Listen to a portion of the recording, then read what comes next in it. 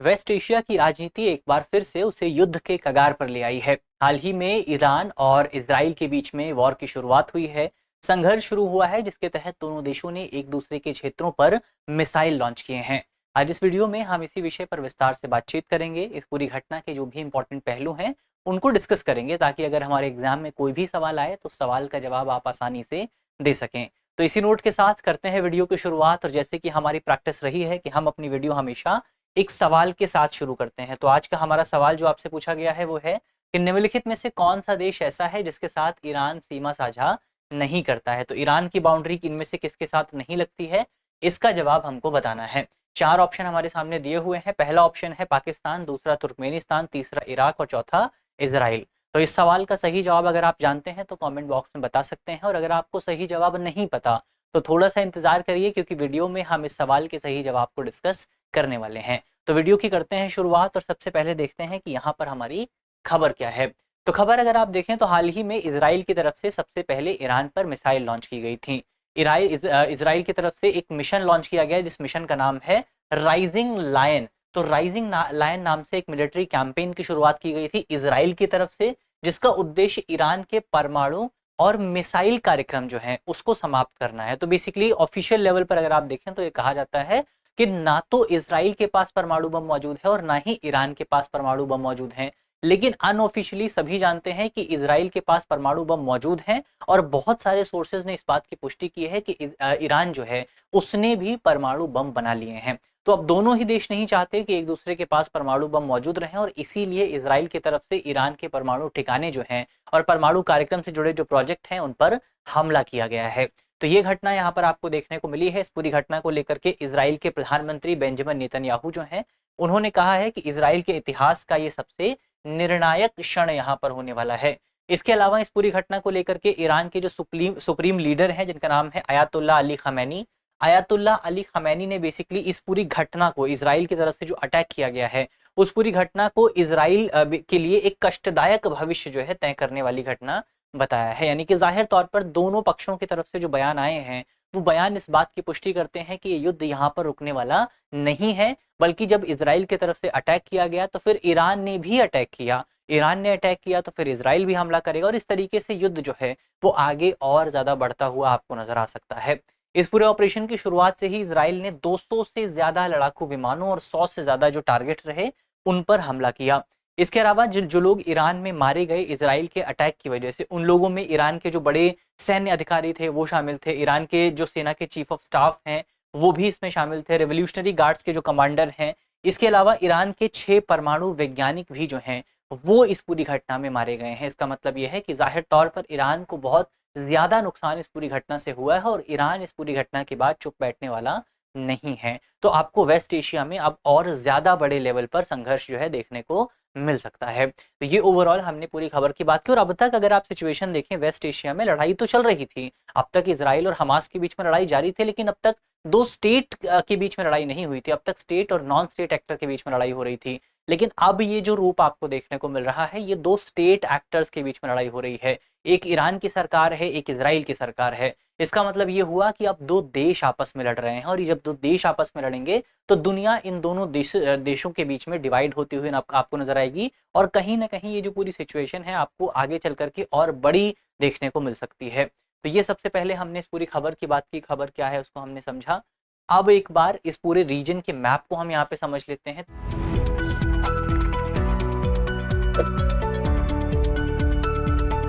तो ये सबसे पहले यहाँ पर आपको इजराइल नजर आएगा। इजराइल के अगर आप वेस्ट में देखेंगे तो ये जो वाला जो पूरा समुद्र आपको दिखाई दे रहा है, ये समुद्र क्या है, ये आपका मेडिटेरेनियन सी है। इसके अलावा अगर आप इजराइल के ईस्ट में जाएंगे तो यहाँ पर आपको जो है एक बड़ा सा देश नजर आएगा, इसको कहा जाता है ईरान। तो ईरान यहाँ पर आप देख सकते हैं। तो इजराइल यहाँ पर है और ये इजराइल है यहाँ पर आपको ईरान नजर आएगा। तो ये इन दोनों देशों के बीच में लड़ाई लगातार जारी है। चलिए आगे बढ़ा जाए। इसको तो हमने मैप पे समझ लिया है। अब इस संघर्ष का इतिहास क्या रहा है, इसका कॉन्फ्लिक्ट की हिस्ट्री क्या रही है, उसको थोड़ा सा अगर हम समझने की कोशिश करें तो बेसिकली अगर आप देखें तो ये कोई नया संघर्ष नहीं है। संघर्ष की जड़ें जो हैं वो बहुत पुरानी दिखाई देती हैं। अगर संघर्ष की जड़ें आप देखें तो यहूदी और फारसी सभ्यताओं के बीच में जो पूरी लड़ाई है वो तकरीबन 2600 साल पुरानी रही है, जिसके तहत जिसकी शुरुआत जो है 586वीं ईसा पूर्व में आपको देखने को मिली थी, जब बेबीलोन के जो राजा थे उन्होंने यहूदी मंदिरों को या यहूदियों के जो बेसिकली आपके पूजा घर होते हैं उनको नष्ट कर दिया था, और वहीं से दोनों सिविलाइजेशंस के बीच में आपको टकराव देखने को मिलता रहा है।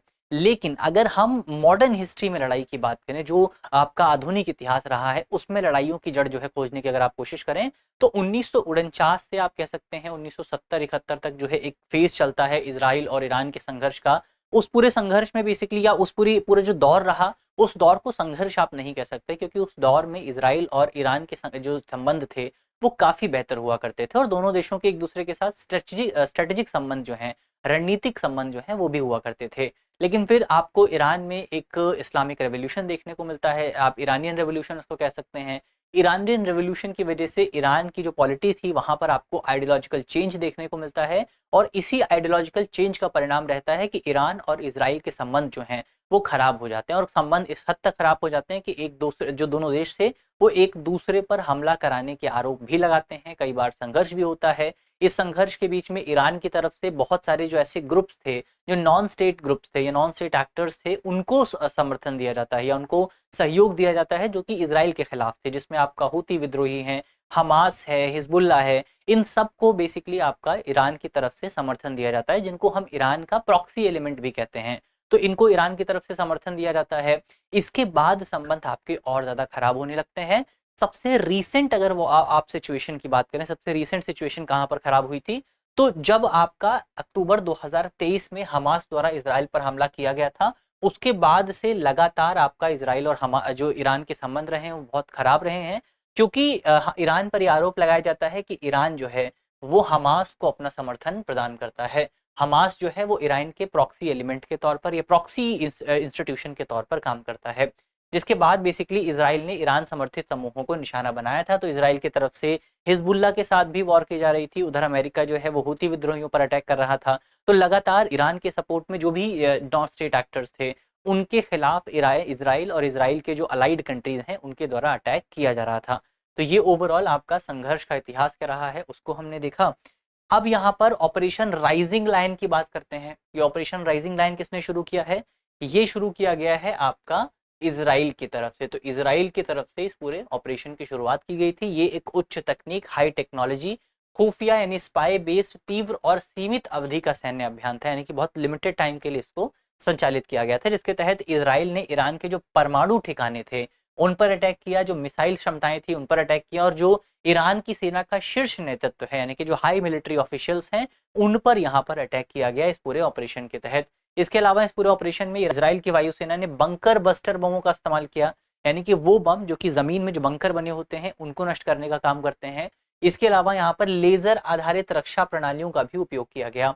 ईरान की सतह से हवा में मार करने वाली मिसाइल प्रणाली पहले ही कमजोर हो चुकी है, और इजराइल तो ये बेसिकली हमने इस ऑपरेशन की बात की। इस ऑपरेशन के जवाब में आपका ईरान ने भी एक ऑपरेशन लॉन्च किया है, इजराइल के खिलाफ कई हमले किए गए हैं, जिस ऑपरेशन का नाम है ऑपरेशन ऑनेस्ट प्रॉमिस। तो आपको नाम याद रखने हैं दोनों ऑपरेशंस के।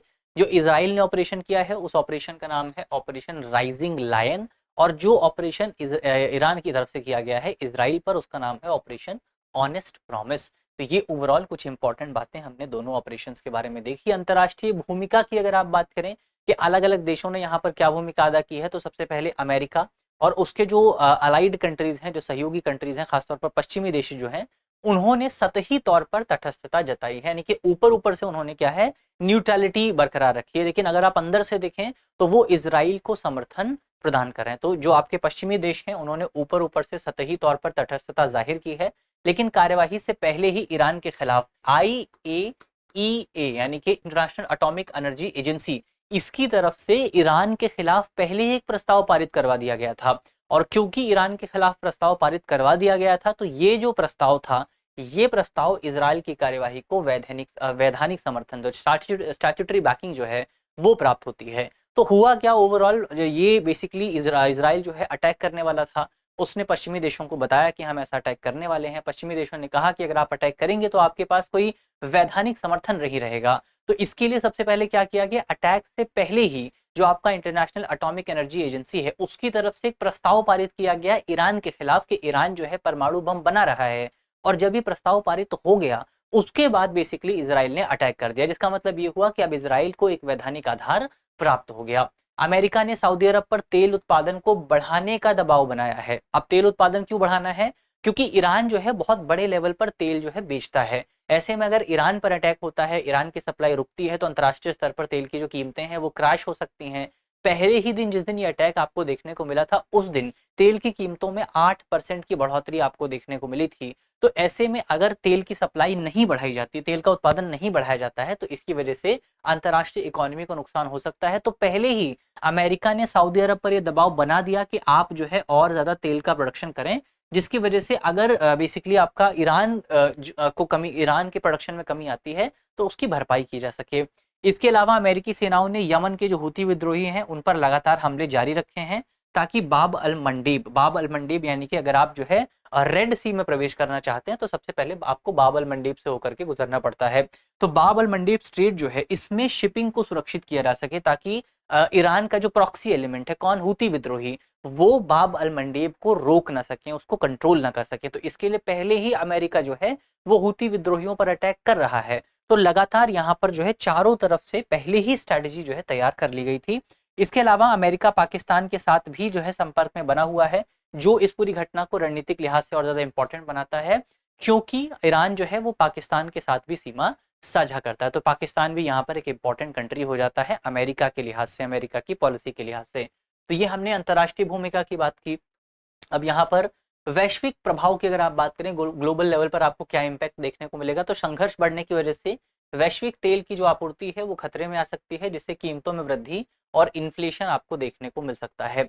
इसके अलावा इस पूरी घटना की वजह से शिया और सुन्नी तनाव जो है, क्योंकि इस्लाम के भीतर बेसिकली आपको दो मेन ब्रांचेस देखने को मिलती हैं, शिया और सुन्नी, और इनके बीच में विवाद जो है वो आपका बढ़ सकता है, क्योंकि पाकिस्तान और अगर आप ईरान की बात करें, तो दोनों में अलग अलग कम्युनिटी के लोग आपको रहते हुए नजर आएंगे। एक में शिया लोग ज्यादा हैं, एक में सुन्नी लोग ज्यादा हैं। तो ऐसे में क्योंकि हमने देखा कि अमेरिका पाकिस्तान के संपर्क में बना हुआ है, तो ये जो शिया और सुन्नी का विवाद है, ये विवाद और ज्यादा बढ़ सकता है।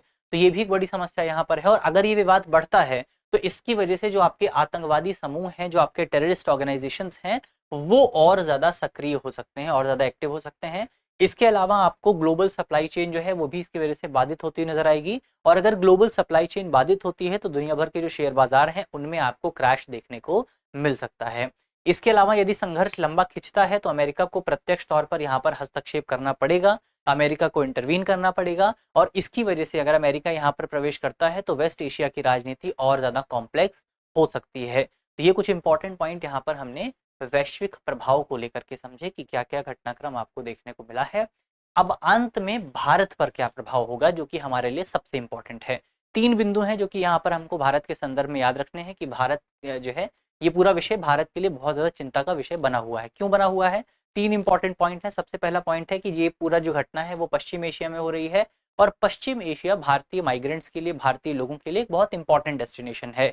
आंकड़े ये बताते हैं कि भारत के तकरीबन 90 लाख लोग जो हैं, भारत से 90 लाख लोग जो हैं वो आपका वेस्ट एशिया में काम करते हैं, वेस्ट एशिया में रहते हैं।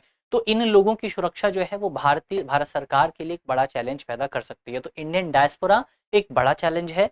दूसरा चैलेंज ये है कि बेसिकली आपका भारत की आधे से अधिक विदेशी मुद्रा जो है वो आपका इन कंट्रीज से आती है, गल्फ कंट्रीज से आती है, या फिर आपका जो वेस्ट एशियन कंट्रीज हैं वहां से आती है। तो ऐसे में वहां पर अगर इंस्टेबिलिटी आती है, वहां पर अगर अस्थिरता आती है, तो इसकी वजह से भारत के लिए जो रेमिटेंस का एक इंपॉर्टेंट सोर्स है, वो सोर्स भी बाधित हो सकता है। और इसके साथ साथ भारत अपनी आपूर्ति का, आप जानते हैं, भारत अपनी जरूरत का 80% से ज्यादा तेल जो है वो दुनिया के दूसरे देशों से मंगाता है। और इसकी वजह से बेसिकली अगर यहाँ पर तेल की आपूर्ति कम होती है, तो भारत पर एक बड़ा प्रभाव आपको देखने को मिलेगा, क्योंकि भारत का जो इम्पोर्ट बिल है वो इसकी वजह से काफी बढ़ जाएगा, और भारत में इम्पोर्ट लेड इन्फ्लेशन आपको देखने को मिल सकता है। इसके अलावा अगर आप देखें, तो व्यापार, निवेश और समुद्री परिवहन पर भी इसका गंभीर प्रभाव आपको देखने को मिलेगा। चाहे आप बाब अल मंडीब की बात करें, चाहे आप स्ट्रेट ऑफ हर्मुज की बात करें, स्वेज कनाल की बात करें, ये सभी जो आपके जो रास्ते हैं जो वैश्विक व्यापार के लिए इंपॉर्टेंट हैं, वो इस पूरी घटना से प्रभावित हो सकते हैं। स्ट्रेट ऑफ हर्मुज की अगर आप बात करें, वहां से दुनिया का 20% से ज्यादा तेल का व्यापार जो है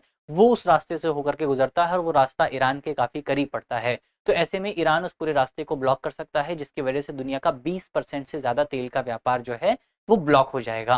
तो ये भी एक बड़ा जो है चिंता का विषय हमारे लिए बना हुआ है। इसीलिए भारत चाहता है जल्द से जल्द इस पूरी घटना में संघर्ष विराम आपको देखने को मिले और स्थिरता की वापसी की जाए, यानी कि स्टेबिलिटी वापस स्थापित की जाए। तो ये ओवरऑल इस पूरी घटना के तमाम जो आपके पहलू थे, उन पहलुओं को हमने समझ लिया है। अब अंत में आपके लिए जो करंट अफेयर का सवाल था, उस सवाल को आपको सॉल्व करना है। सवाल में आपसे पूछा गया था कि इनमें से कौन सा देश ईरान के साथ सीमा साझा नहीं करता है। इसका जवाब अब आप उम्मीद है आप जान गए होंगे कि कौन सा देश है जो सीमा साझा नहीं करता है। उसका जवाब जल्दी से आप कमेंट बॉक्स में बता दीजिए। मुझे उम्मीद है कि इस वीडियो में हमने जितने भी इंपॉर्टेंट टॉपिक डिस्कस किए हैं वो टॉपिक आपको समझ में आए होंगे। अगर आपको वीडियो अच्छी लगी है तो वीडियो को लाइक कीजिएगा, शेयर कीजिएगा अपने दोस्तों के साथ, अपने साथियों के साथ। मिलते हैं आपसे अगले वीडियो में, तब तक के लिए अपना ख्याल रखिए, ध्यान रखिए, पढ़ते रहिए। धन्यवाद। डियर व्यूअर्स, अपने एग्जाम की तैयारी को और बेहतर करने के लिए हमारे चैनल को लाइक, शेयर और सब्सक्राइब करना न भूलें।